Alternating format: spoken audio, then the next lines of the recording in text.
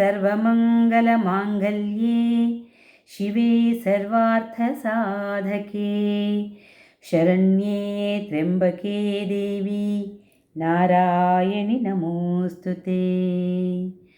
सृष्टिस्थितिविनाशानां शक्तिभूते सनातनी गुणाश्रये गुणमये देवी नारायणि नमोऽस्तुते। ಶ್ರೀ ಗುರುಭ್ಯೋ ನಮಃ. ವೀಕ್ಷಕರೇ ನಮಸ್ಕಾರ. ಗ್ರಹಚಾರ ಪರಿಹಾರ ಚಾನೆಲ್ನ ಮಾಸ ಭವಿಷ್ಯ ಕಾರ್ಯಕ್ರಮಕ್ಕೆ ಸ್ವಾಗತ. ಈಗ ವೃಶ್ಚಿಕ ರಾಶಿಯವರ ಜುಲೈ 2025ರ ಭವಿಷ್ಯ ಹೇಗಿದೆ ಅಂತ ಸಂಕ್ಷಿಪ್ತವಾಗಿ ನೋಡೋಣ. ಮೊದಲಿಗೆ ಗ್ರಹಸ್ಥಿತಿಗಳನ್ನು ತಿಳ್ಕೊಳ್ಳೋಣ. ನಿಮ್ಮ ರಾಶಿಯಿಂದ 4ರಲ್ಲಿ ರಾಹುಗ್ರಹರು, 5ರಲ್ಲಿ ಶನಿ ಮಹಾರಾಜರು, ಸಪ್ತಮದಲ್ಲಿ ಶುಕ್ರಗ್ರಹರ ಸಂಚಾರ ಇದೆ, ಅಷ್ಟಮದಲ್ಲಿ ಗುರು ಮತ್ತು ರವಿಗ್ರಹರಿದ್ದು ಜುಲೈ 26ರಂದು ಇದೇ ಒಂದು ಅಷ್ಟಮ ಭಾವಕ್ಕೆ ಶುಕ್ರಗ್ರಹರ ಪ್ರವೇಶವಾಗುತ್ತೆ. ನವಮದಲ್ಲಿ ಬುಧಗ್ರಹರಿದ್ದು ಈ ಭಾವಕ್ಕೆ ಜುಲೈ 17ರಿಂದ ಸೂರ್ಯಗ್ರಹರ ಪ್ರವೇಶ ಆಗುತ್ತೆ.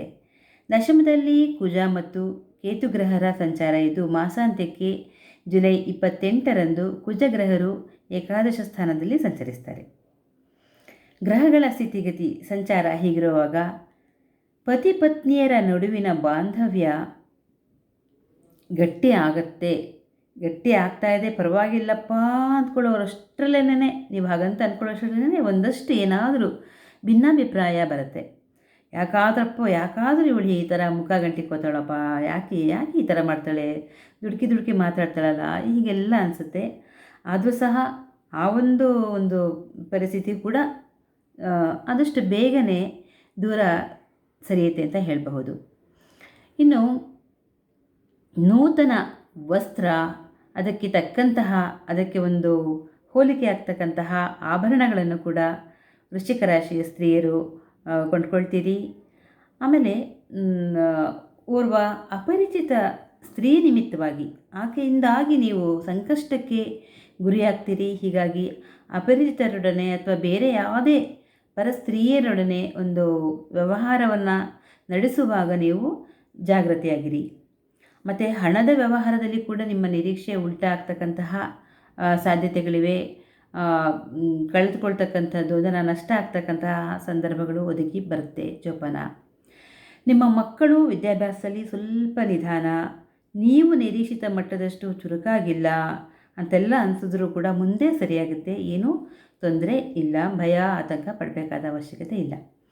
ಇನ್ನು ಈಗಾಗಲೇ ಕೆಲವು ಕಾಯಿಲೆಗಳಿಂದ ನರಳ್ತಾ ಇರ್ತಕ್ಕಂತಹ ವೃಶ್ಚಿಕ ರಾಶಿಯವರಿಗೆ ರೋಗ ಉಲ್ಬಣ ಆಗ್ತಕ್ಕಂತಹ ಸಾಧ್ಯತೆ ಇದೆ. ಹೀಗಾಗಿ ನಿರ್ಲಕ್ಷ್ಯವನ್ನು ಮಾಡದಲೇ ವೈದ್ಯೋಪಚಾರವನ್ನು ಪಡೆದುಕೊಳ್ಳಿ. ಇನ್ನುಳಿದಂತೆ ಆಷಾಢ ಮಾಸದಲ್ಲಿ ಬರ್ತಕ್ಕಂತಹ ಶುಕ್ರವಾರಗಳಂದು ಲಕ್ಷ್ಮೀ ತಾಯಿಯ ಪೂಜೆಯನ್ನು ಮಾಡಿಕೊಳ್ಳಿ. ಗುರು ಪೌರ್ಣಮಿಯ ದಿನ ವ್ಯಾಸರನ್ನು ಸ್ಮರಣೆ ಮಾಡಿಕೊಳ್ತಾ ನವಗ್ರಹರ ಪೀಡಾ ಪರಿಹಾರ ಸ್ತೋತ್ರವನ್ನು ಹೇಳ್ಕೊಳ್ಳಿ. ಇನ್ನು ಸ್ತ್ರೀಯರು ಪತಿಯ ಆರೋಗ್ಯ, ಕುಟುಂಬದ ಅಭಿವೃದ್ಧಿಗಾಗಿ ಜ್ಯೋತಿರ್ಭೀಮೇಶ್ವರ ವ್ರತವನ್ನು ಮಾಡಿಕೊಳ್ಳಿ. ಸಹೋದರತ್ವವನ್ನು ಗಟ್ಟಿಯಾಗಿಸಿಕೊಳ್ಳೋದಕ್ಕೋಸ್ಕರ ನಾಗರ ಪಂಚಮಿ, ಗರುಡ ಪಂಚಮಿ ಎಂದು ನೀವು ಸಹೋದರರನ್ನು ಮನೆಗೆ ಕರೆಸಿ ನಿಮ್ಮ ಕೈಲಾದಷ್ಟು ಉಪಚಾರವನ್ನು ಮಾಡಿ ಅಥವಾ ಒಂದು ದೂರವಾಣಿಯ ಕರೆಯ ಮೂಲಕವಾದರೂ ಯೋಗಕ್ಷೇಮವನ್ನು ವಿಚಾರಿಸ್ಕೊಳ್ಳಿ ಅಂತ ಹೇಳ್ತಾ, ಎಲ್ಲರಿಗೂ ಕೂಡ ವೃಶ್ಚಿಕ ರಾಶಿ ಎಲ್ಲರಿಗೂ ಕೂಡ ಶುಭವಾಗಲಿ.